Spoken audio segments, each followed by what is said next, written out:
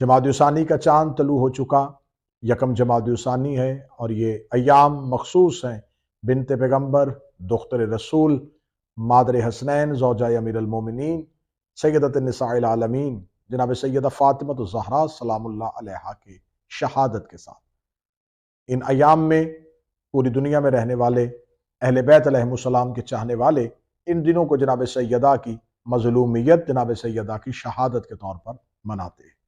कौन जनाब सैयदा जो बज़ातो मिन्नी रसूल की मिस्ताक थी? कौन जनाब सैयदा जिसके एहतराम में रिसालत माब मिंबर से उठ के खड़े हो जाते थे? कौन जनाब सैयदा जिनके बेटे जवानान जन्नत के सरदार हैं? कौन जनाब सैयदा जिनके शौहर अमीरुल मोमिनीन हैं? कौन जनाब सैयदा जो मुबाहला में खुदा और रसूल की गवाह बन के गई थी? जनाब सैयदा सलामुल्लाह अलैहा के इज़्ज़त, इस्मत, रिफ़त और तहारत पे मज़हब इस्लाम के किसी फ़िरके को कोई एतराज़ नहीं है, बल्कि जो रसूल की 4 बेटियों के कायल हैं वो भी जनाब सैयदा की अफजलियत और बरतरी के कायल हैं। लेकिन मुतनाज़ तरीन जो एक टॉपिक है वो है जनाब सैयदा का अपने मिरास के मुतालबे के लिए दरबार खिलाफत में जाना। मुहज़्ज़ब और तालीम याफ्ता कौमें हमेशा आज़ादी इजहार राय पर यकीन रखती हैं। आज भी पाकिस्तान में सहाफ़ती तंजीमें हों या सियासी जमातें, कोई भी अपने ऊपर पाबंदी को बर्दाश्त नहीं करता। हर इंसान चाहता है कि उसे उसकी बात करने का पूरा मौका दिया जाए। मुजरम को भी अदालत में सजाए मौत से पहले अपना मौक़िफ़ सुनाने की इजाज़त दी जाती है। हर इंसान यहाँ पर आज़ादी इजहार राय की बात करता है। यहाँ पर तंजीमें, यहाँ पर ह्यूमन राइट्स, यहाँ पर इंसानी हकूक, यहाँ पर आज भी हर तबका फिक्र ये चाहता है कि उसकी आवाज़ को ना दबाया जाए।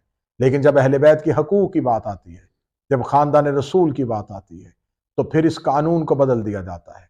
फिर कहा जाता है कि इस पर खामोश रहा जाए, इस पर बात ना की जाए, इस पर लिखा ना जाए, इस पर बोला ना जाए, इस पर बहस ना की जाए, इस पर गुफ्तगू ना की जाए। तो क्यों? जो आज़ादी हम अपने लिए चाहते थे वो रसूल के घर के लिए क्यों नहीं? वो ख़ानदान अहले बैत के लिए क्यों नहीं?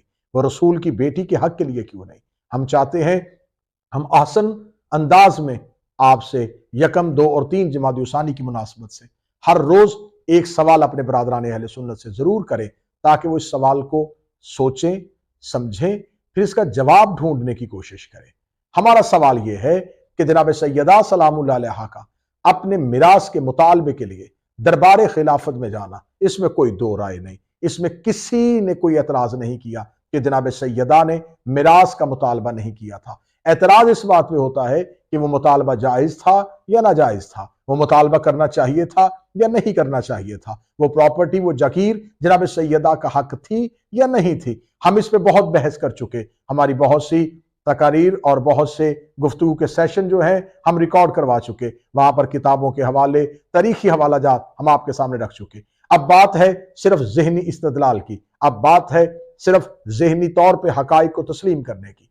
हमें बताया जाए कि अगर जनाब सैयदा सलामुल्लाह अलैहा का मुतालबा माज़ल्ला जायज नहीं था, तो यह बात सिर्फ जनाब ज़हरा तक नहीं रुकेगी, यह बात जनाब सैयदा तक नहीं रुकेगी। अगर जनाब सैयदा ने उस चीज का मुतालबा किया जो जनाब सैयदा का हक नहीं बनता था, तो इसका मतलब है कि माज़ल्ला जनाब ज़हरा का मुतालबा सदाकत पर मबनी नहीं था। फिर बात सिर्फ सदाकत पर नहीं रुकेगी, फिर कुरान की आयत ततहीर जो बीबी की तहारत की गवाही दे रही है, फिर बात तहारत तक पहुंच जाएगी। फिर बात सिर्फ तहारत तक नहीं रुकेगी, क्योंकि इस तहारत का तज़किरा कुरान की आयत ने किया है। फिर कुरान की आयत को मशकूक माना जाएगा। अगर माअज़ल्लाह कुरान में से एक आयत को मशकूक मान लिया जाए तो पूरा कुरान मशकूक हो जाएगा। अगर पूरे कुरान को मशकूक माना जाएगा तो जिस रसूल पे उतरा उस रसूल की रिसालत खतरे में चली जाएगी। अगर उस रसूल की रिसालत को खतरे में देखा तो फिर वही के नजूल को मशकूक समझा जाएगा। फिर वो जो जबरील अमीन फरिश्ता वही लेके आया था उसके वजूद का इनकार किया जाएगा। फिर जिसने ये कुरान और इस फरिश्ते और इस रसूल को भेजा था उस खुदा की वहदानियत को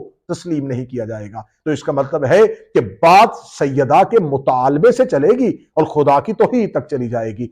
उसमें नबी की रिसालत भी आएगी, उसमें जबरील की इस्मत भी आएगी, उसमें वही का नज़ूल भी आएगा, उसमें खुदा की कुदरत भी आएगी। तो सिर्फ जनाब ज़हरा के मुतालबे से इनकार करना पूरे मजहब की इमारत को गिरा देने के मुतरादिफ है। जनाब ज़हरा के मुतालबे से इनकार करना खुदा की वहदानियत का इनकार है। जनाब ज़हरा के मुतालबे का इनकार कुरान की आयत ततहीर का इनकार है। तो जो कुरान की आयत ततहीर का इनकार कर दे, जिसने एक आयत का इनकार किया उसने पूरे कुरान का इनकार किया, जिसने रसूल का इनकार किया उसने इस्लाम का इनकार किया। तो कोशिश करें इस सवाल का जवाब जरूर ढूंढे कि या तो मानना पड़ेगा जायज था तो फिर आप हक पा चुके, अगर आप ये कहें कि जायज नहीं था तो फिर सिर्फ जनाब ज़हरा नहीं, फिर पूरे का पूरा इस्लाम आपका खतरे में चला जाएगा। अपनी दुआ में याद रखिएगा, आने वाले 2 दिनों में अगले 2 सवाल लेके आपकी खिदमत में हाजिर होंगे। अपना और अपने करीब रहने वालों का ख्याल रखिएगा। अल्लाह मेरे मुल्क को अंदरूनी और बैरूनी खतरों से महफूज और मामून फरमाए और दहशतगर्दी जैसी वबा से और तखरीबकारों से और फितना परवरों से महफूज और मामून फरमाए। खुदावंद मुतआल हमें हक कहने, हक बोलने, हक सुनने, हक सोचने की तौफीक अता फरमाए।